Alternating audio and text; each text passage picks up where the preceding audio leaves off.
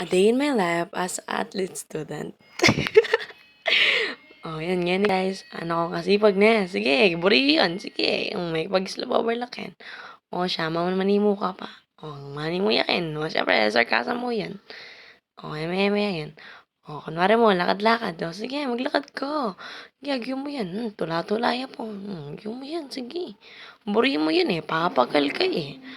Yan. Pabida yun. O, siya. O, sige, lakad. Lakad. Lakad. O, gagyo mo yan. Sige. Mag-sleep over ka kasi niya miyayabe kami nga guys.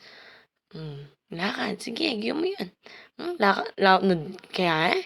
Yan, kaya magkain na yan. Jogging na kanya ken. O, di ba? Mare mo talaga, alam talaga totoo eh. Lago. Di pa pabida kita ng gulat guys, oh. Kakachita guys. Mana kita kita. Sige, agyo mo yan. Kabolang lalo de guys, oh. Na mo? Oh? Sige, pulay eh. Sige. Agyo mo yan, sige. Sige, yan. Oh. Kaya naman, gawa ko nitang first yoga guys. Itang tabali kaya ba bigsa ka ba? Kaya to sabihin to. Basta first yoga yan guys. Yan oh guys oh. Lam talaga, lam talaga totoo eh. Sige, pakapal to eh. Ito pangaso. Oh, sige. Yan naman po yung pangadwa guys. Oh, kumari mamanga di ko. Praise the Lord. And someone praise the Lord. Oh, lam, baliw na eh. Nagyo mo yun. Sige, lam talaga totoo eh. Tutulay pa talaga kayan guys. Oh, talaga guys. Naman. Naman. Kaba na.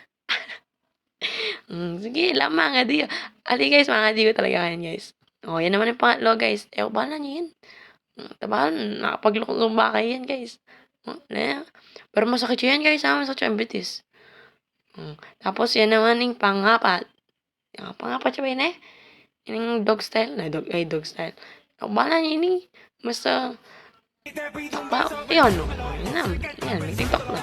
Kabolangan. Sige. Total, mag-sleep over lang. Sinulit na na. Yan. Okay, yun yan. Pero kung tutero ko, ay makakalungos siya.